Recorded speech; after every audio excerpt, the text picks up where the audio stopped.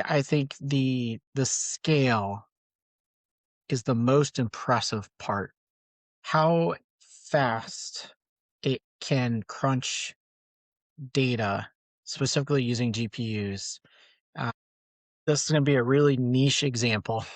Back in probably the early 2000s, there was this forensic suite called Backtrack. It's called Kali Linux now.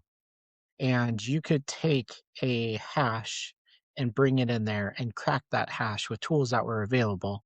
One of those techniques was called rainbow tables, and it used your GPU back then to actually accelerate the cracking of that hash and that brute forcing versus just CPU cycles. It feels like AI is like rainbow tables, but for data, for knowledge, for information.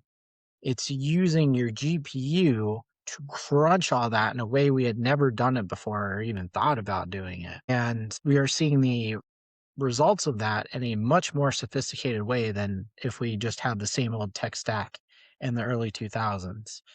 We've already pre-optimized, it feels like, and it feels like there's still so much further we can go because essentially it feels like we're in the tape era.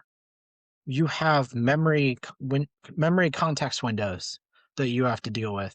You're basically filling up a piece of tape and then gotta wipe it, start over with what your latest goal is, and then keep going. I predict that goes away within like a year or two. Everyone's talking about memory context windows now. No one will be talking about that. At some point in the future, that will go away. It will automatically be handled if it's still necessary. That will go away. That is unneeded complexity in AI